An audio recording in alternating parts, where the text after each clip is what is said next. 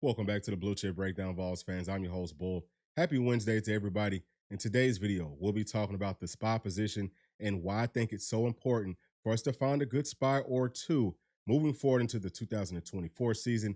I've already started looking at the depth charts. I told you I've been looking at spring practices, and I'm seeing a lot of very mobile quarterbacks, so the spy position is going to be critical for us. We'll take a look at the schedule and each quarterback that we'll be facing from week to week, just briefly, and talking about what they could be bringing to the table. And then at the end, I'll talk about a couple of players that I think are going to be really big for our defense moving forward if we want to make it to the playoffs and if we want to win a national championship. But before we get into it, do us a really big favor, like and subscribe to the channel. All right, so up first on September the 7th, our Vols will be playing NC State. And the projected starter, in my opinion, will be Grayson McCall.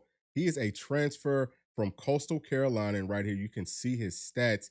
And what I'm looking at is clearly going to be the rushing numbers. He did a great job rushing in 2020, 2021. Really, even 22 wasn't that bad. In 2023, I'm not quite sure what happened. But I do know that NC State's offense is pretty much predicated on the quarterback running the football a lot. The quarterback was the leading rusher in their offense this past season. So we have to watch out for him. We got to find a way to be able to contain him, number one, okay, with our front four. But at the same time, if the plays do break down, we've got to be able to get to him, or we've got to have someone that's spying him. That's a good enough athlete. So that's quarterback number one. All right. And the next week is September the 21st versus Oklahoma. We're talking about Jackson Arnold. He is a mobile quarterback, 6'1", 214 pounds. We saw several quarterback design runs for him this past season. And he's, only 6'1", 214, but he runs kind of like a bulldozer. So he is a guy that we'll have to make sure that we can come wrap up and tackle him. I don't think that a spy will be completely necessary, but we don't know how much better he's going to get at running the football in 2024. But we can already tell that he is a mobile guy. He can throw the football well. So we're going to have to find a way, again, to contain him. And I definitely think that we're going to need a quarterback spot for him in certain points in the game next year. And the next game is going to be versus Arkansas on October the 5th. I have Taylon Green as my projected starter from Boise State. He's 6'6", 223 pounds. We've also got Jacoby Croswell, who's 6'1", 230. Again, I think that Taylon Green will end up being the guy. And at Boise State, you can see his stats, his numbers right here. He did a phenomenal job running that football. Whenever you watch his film, you can just tell that, he's very dynamic with the football in his hands, and he's big. So it's going to be tough to bring him down. I think he may be more of a longer target, as opposed to a guy that we have to worry about trying to bulldoze and run us over. But I think that whoever's playing opposite of James Pierce at that strong side DN position needs to have a field day. They need to do a really good job of at least maintaining their passing lanes and, maintaining leverage on the outside. That's going to be huge because I still think that James Pierce is going to be able to push that pocket some and, get Taylon to try to, I guess, scramble out to his left at that point. And we're going to need for our DN to be there. But at the same time, it's very difficult to do that. So definitely going to need a spy in this game without a doubt.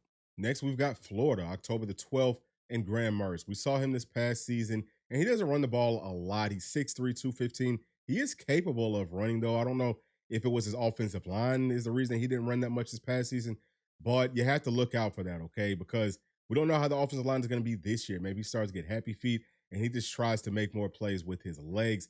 But I don't know if a spy is completely necessary for Graham.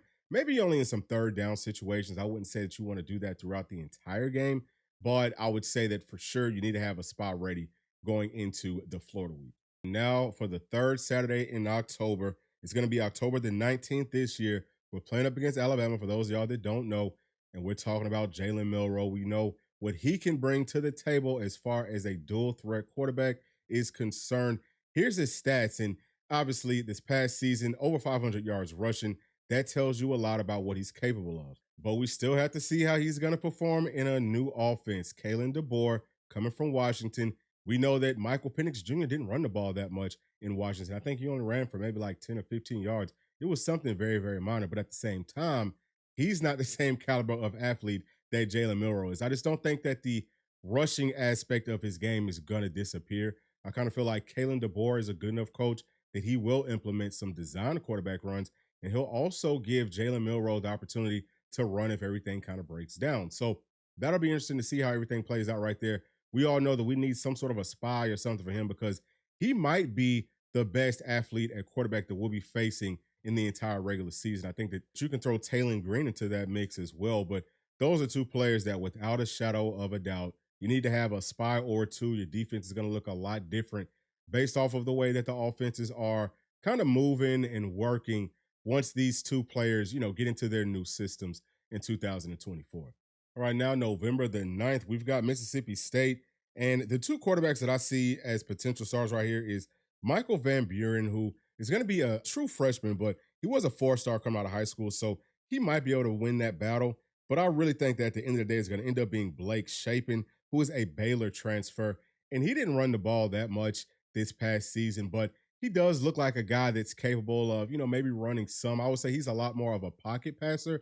So in this game, I don't know if a spy is 100% necessary, but I think that we need to keep one or two on deck for every single game throughout the season. And now for the big one, November the 16th, heading down to Athens to face UGA and Carson Beck.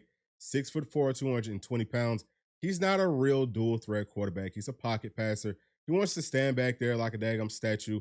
Reminds me a whole lot of Kirk Cousins, who the Falcons just went out and got, who is, one of the only pure pocket passers left in the entire NFL. Carson Beck is almost on that same level. Okay. He's the same caliber of athlete. He's not very athletic at all. So you don't really have to spy him. What you have to do for him is shut down all of his playmakers. It's not so much him as it is the amount of talent that he has around him, especially on the fronts. His offensive line is going to be really good. And now I think they've got some good running backs as well. So in that game, again, we have to make sure that we've got a spy just in case. But if Georgia had a quarterback that was a real dual threat, they would win every game by 20 or 30 points. But instead, they're stuck in the Stone Ages and they want to have a pocket passer. And I think that that's really going to hurt them this season because they have a tough schedule finally. And I have Tennessee going down to Athens and beating them, if not beating them badly. I have us winning by 2 scores in this because our pass rush is going to get after Carson Beck. We're going to stop the run, and he's going to look very, very mediocre as he actually is. Next game is versus UTEP November the 23rd. I've got Kevin Hurley as the starting quarterback, 6'3", 233 pounds. He's definitely a dual threat guy. Now, UTEP doesn't really like to run their quarterbacks a whole lot. At least they didn't this past season. But we know the offenses can change based off of the personnel. I expect that out of UTEP, but we do also expect to be able to go in and dominate UTEP. So, again, have a spy on deck, but our front and blitzes and things like that, we should be able to get to him pretty frequently and pretty easily. All right, and the last game of the regular season is versus Vandy, November the 30th. And there's 3 quarterbacks right here that I could see winning this starting spot, but I think it's going to end up being Diego Pavia, who's 6 feet tall, 200 pounds. He's a transfer from New Mexico State, and he's got a teammate from New Mexico State in Blaze Berlowitz, who's 6'3", 200 pounds. And we've also got Nate Johnson, who's 6'1", 195 pounds. He's a transfer from Utah. All 3 of these guys can run the football, okay? They've got, a lot of stats showing that that's what they're very capable of doing, especially the 2 from New Mexico State. I kind of had them as the probable starters, but again, we'll see how everything plays out. I still think that Tennessee is just a lot better than Vanderbilt's going to be this coming up season. So not a whole lot to worry about right there, but I would highly suggest in this game that we have a spy of some sorts because these guys are, I wouldn't necessarily call them difference makers, but they can really go. Like they're not just average, dual threat quarterbacks. They may even be leaning more towards run first quarterbacks. So a spy will be necessary in the game versus Vanderbilt. All right, now let's take a look at the top 25 and some teams that will be projected to be playoff teams coming up in 2024. Obviously, we've already talked about Georgia, Ohio State. They've got several mobile quarterbacks. You're definitely going to need a spot for them. Oregon, same thing. Dylan Gabriel transfers up there. Texas, Quinn Ewers is a guy that he's more of a pocket passer, but he can also run. You may need a spot for him, but I think that the biggest thing is going to be just getting pressure on him on a consistent basis. And right here for the Notre Dame Fighting Irish, they've got Kylie Leonard transferring in from Duke. He can go, and he's a bigger guy, so definitely would suggest having a spot for them. Ole Miss, okay, we all know about Jackson Dart. He's definitely a mobile quarterback. We would need a spot for them if we do end up seeing him. Missouri, I don't have them even making it to the playoffs, so we won't even talk about them, okay? Penn State, they always have mobile quarterbacks, but their offense just is kind of stagnant. I don't know if it's necessary to have that, spy for them, but their quarterback will run. It's mostly going to be like design quarterback runs, and they're usually not the best athletes, so I wouldn't too much worry about that. We've already talked about Alabama.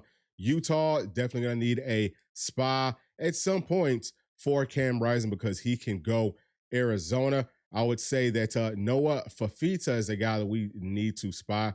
And then as we come on down here to LSU, Garrett Nussmeier is a guy that is more of a pocket passer, but he can be mobile. All right, I wouldn't say that we need a spy for them. And Michigan could, end up being a playoff team as well. Not quite sure who their quarterback is going to end up being, but usually don't have to worry about having a spy versus a team like Michigan. They like to run the football. We've already talked about Oklahoma.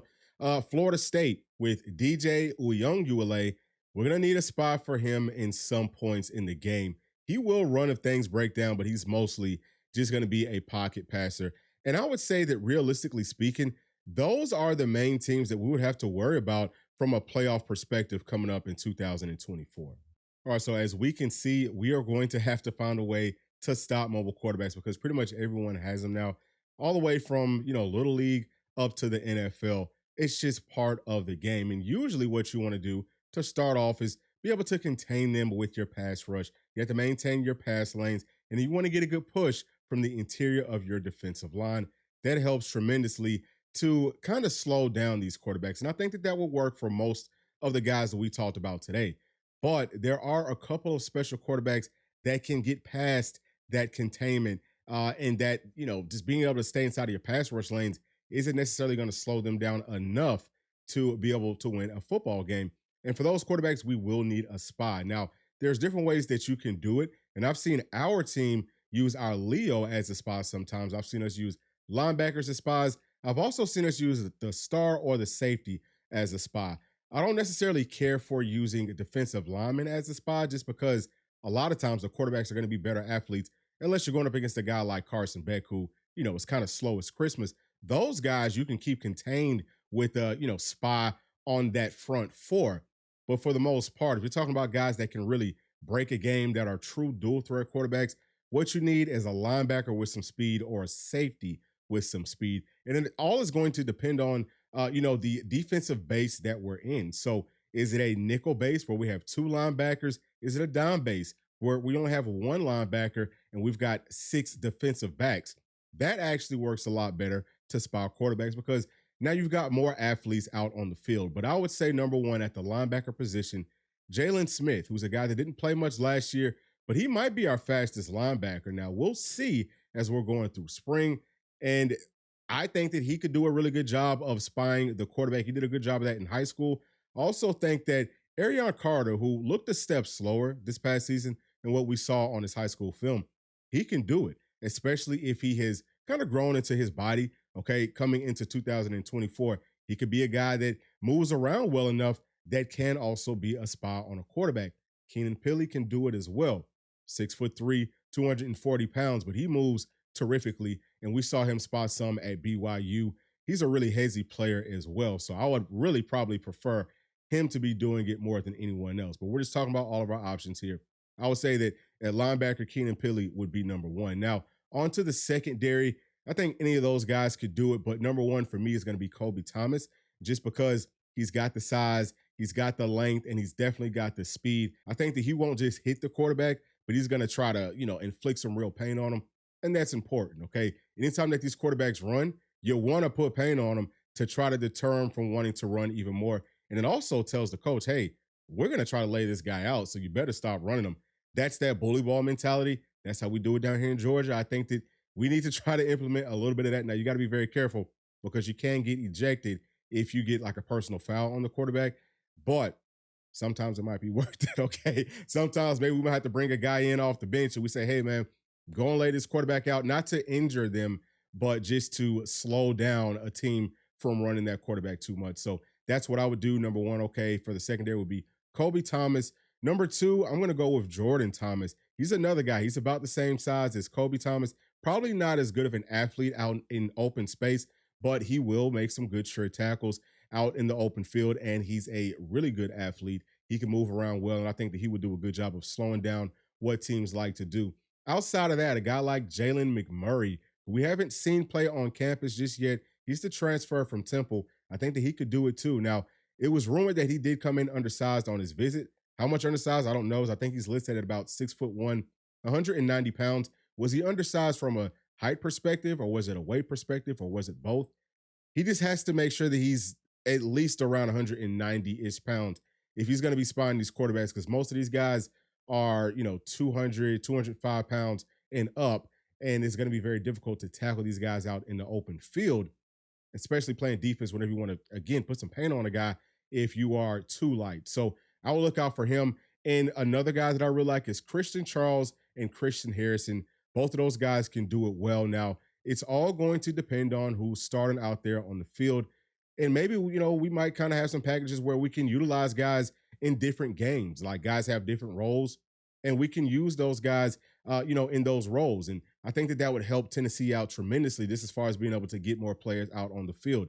And I think that that's a really good look, too, from a coaching perspective. If you can show that, hey, I've coached up enough players that I trust them all, and we can throw them all out there at any given point in time, I think that that's big. So that would be the way that I go about it. But let me know y'all's thoughts down in the comment section. It's going to be a really big year. I'm very excited for spring practice. As y'all can tell, we're going to be talking about football a lot over the next probably couple of weeks, maybe even over the next month or so. So y'all get ready for that. And as always, thank you for staying all the way to the end. Please make sure to like, subscribe, hit that notification bell, share with your friends, family, and other volunteer fans. And we'll see y'all on the next one. Thanks. Peace.